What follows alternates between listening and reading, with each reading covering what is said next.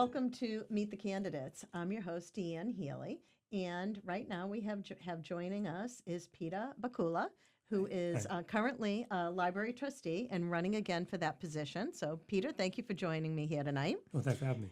Why don't we just start off, because I think library trustee is not something that a lot of folks are familiar with. So can you just explain what is a trustee and what is the responsibilities? Well, essentially, it's almost like the city council for the library. Okay. Any like budgetary suggestions from the library director will go through us. If they want to close the library early or open late for staff meetings or whatever, staff members need like vacation approvals or tuition reimbursements, things like that. Okay. And we kind of work in conjunction with the foundation, library foundation, planning events and things like that. Oh, okay. We did have an event called Starry Night up at Brooksby Farm. That kind of faded away after COVID. Naturally, during COVID, nothing took place. And when they tried to reignite that, it didn't take off as much as they would like. So then they looked in a different direction and created something called Birds and Bubbly, which I think is a great event because the Audubon prints, it's like a hidden treasure. Right. And now people can come into the library and actually see all these things that we got. I think it was actually a gift from the Queen of England to George Peabody. And that's how the library ended up with them. Okay. Yeah. I mean, I think you touch on something there that I know I always share with folks is that especially the main branch on Main Street is really much more than just a library, right? Yeah. It's almost a museum in itself, Right. with the amount of artwork that it has, the medallion of the Queen. I always tell people, want to go meet the Queen, have tea with the Queen. Well, you mentioned it's almost like a museum. The main branch is the oldest library in the country operating out of the original building. Really? Yeah. Wow, I didn't know that. Yeah. Okay. And, like you touched on, like this, it's not your father or grandfather's library. There's so many different things that go on there between the programs that the library does, between yoga. I went there with my wife and heard somebody speak about Bigfoot. And to have fun, we actually went and played a bingo with a drag queen one night around Halloween time. So it's anything you can imagine you can find there. Right. The amount of programming they do is amazing. And is that something that a trustee helps, guide or whatever, in terms of what kind of programming they want to see happening at the library, or is that really the direction of the staff? I think the director does that. Okay. But if we happen to see something that's interesting, we'll probably critique them and say, "Oh, that's great. We should do more of that." Stuff that we don't agree with hasn't really been commonplace. Okay. But if there was something that struck me the wrong way, I'd be like, maybe we shouldn't be doing that. Okay. But, So you're not planning on banning any books? no, my personal philosophy when it comes to that is that you as a parent can decide what books your children read or not. But you don't have that right to make that decision for everyone. It's more controversial in the schools, but that's the school committee and the superintendent, the principals. Like the trustees of the Peabody Library don't deal with that much. Sure. In the 6 years I've been on, we only had one, they call it a book challenge. And an individual wasn't happy with a map in the book. They said it wasn't historically accurate. I don't think we took the book off the shelf because of that. But, we don't have to be proud of our history, right? But we can't pretend like it never happened. Right? We can't ignore it because if we did that and started erasing things from the history book, future generations, they're going to make the same mistakes, if not worse, because they don't know. Right. Right? We're supposed to learn from history. Right. Not make the same mistakes over and over again. Exactly. Right. You mentioned earlier that the library, and I'm assuming it was the trustees that ran the Birds and Bubbly event? With the foundation. With the yes. foundation, yeah.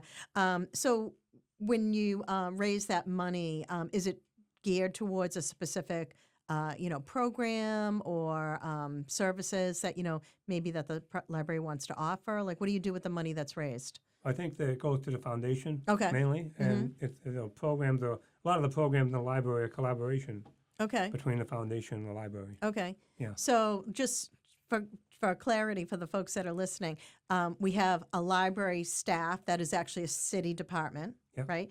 We have a foundation, and they run the building and the operation.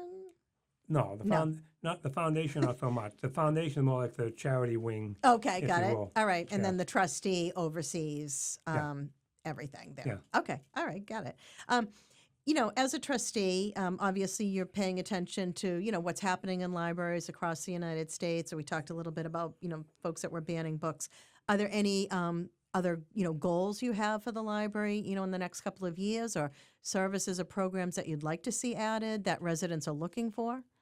Well, one of the things the director has mentioned and talked about in the trustees is that the outside courtyard area of the library, we want to kind of spiffen that up.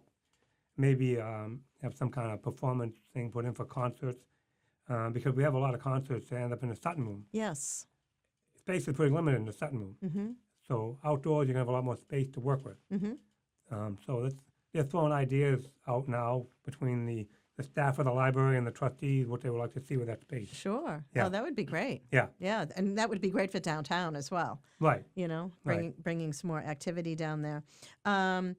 What else have you been involved in as a trustee over the last 6 years? How often do you meet?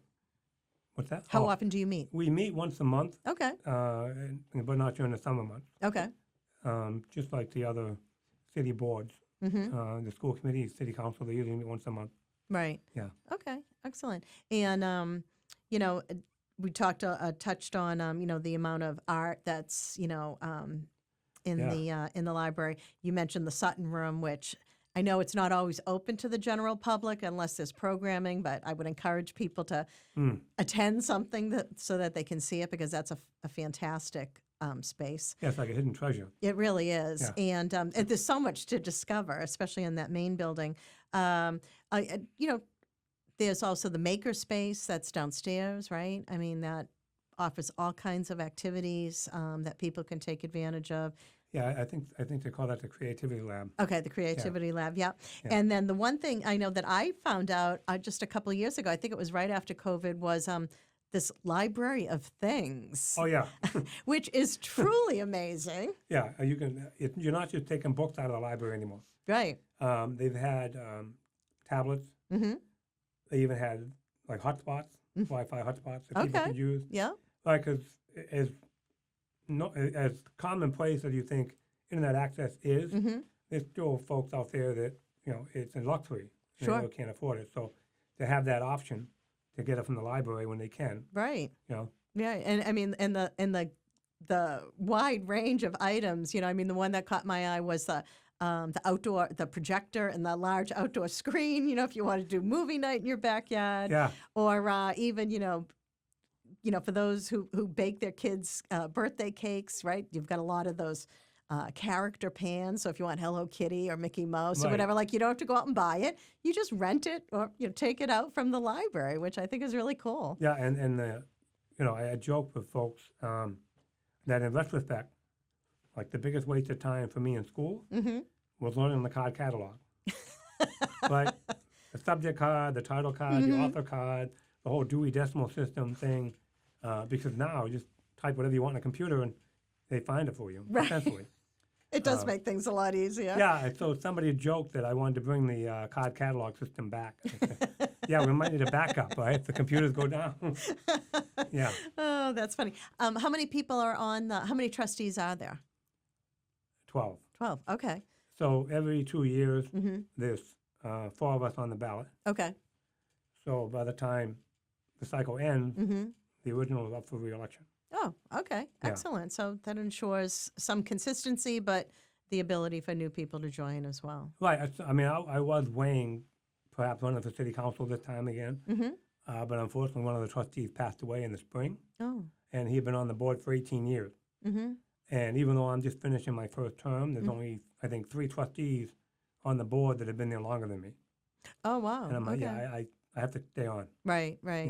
That so. consistency and having some people with, some of the knowledge on why some of those decisions have been made is, Right. is really important. So, Yeah. well, Yeah. I applaud you for staying on. Yeah. Mhm. Hey, Great. Is there anything in the coming year that the trustees is focused on that you think people should know about? Other than the courtyard, Mm-hmm. I think obviously continuing to, keep the funding level Sure. the same. Mm-hmm. Um, I don't remember, like, the last budget, it was kind of touch and go. Mm-hmm. But, most of what the director wanted stayed in the budget. Okay. The big line item is, I think had to do with not internet access, but the access for Noble, Mm-hmm. which is the North of Boston Library Exchange. Right.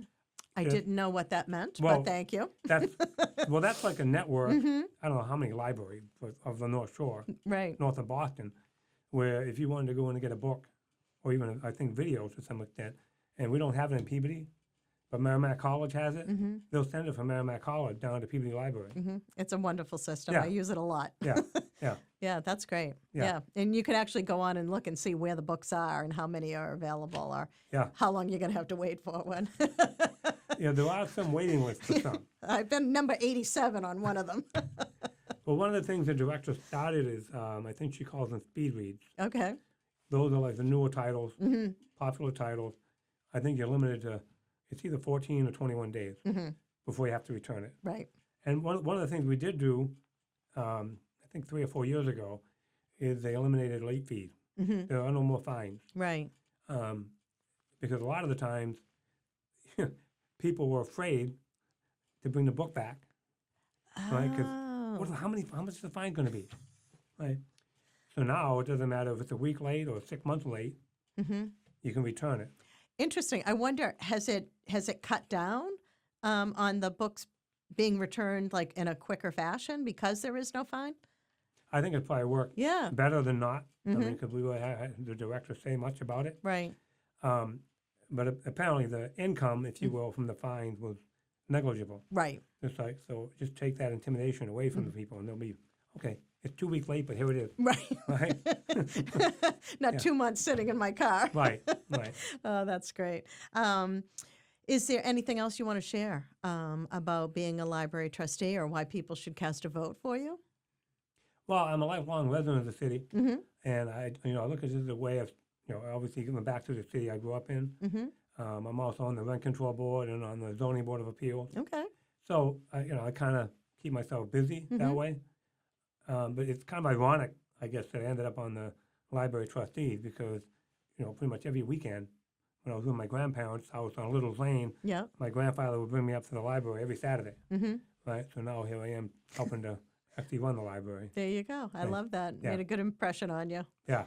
Great. Yeah. Well, the election's just a couple of weeks away, so we. Yeah, the time goes by too quick. It really does. You Yeah. know?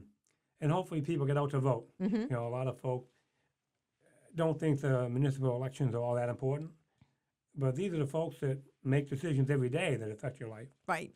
Everyone's excited about voting for president, Mm-hmm. but typically what the person does in the White House doesn't affect your daily life too much Mm-hmm. on a normal basis. Right. Yeah. Right. Absolutely. Yeah. No. Getting out and voting, exercising your right to be able to do that is important. So I'm glad you brought that up. Yeah, I haven't missed an election since I registered, Mm-hmm. you know? And then I was talking with somebody earlier. I'm like, and it doesn't take a long time. You're usually in and out in 5 or 10 minutes, right? You don't even have to wait till voting day. True. You can go early at City Hall. Mm-hmm. And the mail-in, hopefully they kept it the same way as during the COVID days. That Mhm. you don't need a reason to Right. get a ballot. You can get any ballot if you wanted. Yeah, yeah. Great. Well, thank you for coming in and sitting down and chatting with me. I learned a Thanks. lot about the library tonight, Yeah. and I Thanks. wish you luck on Thank you. November 4th. Thank you. Take care.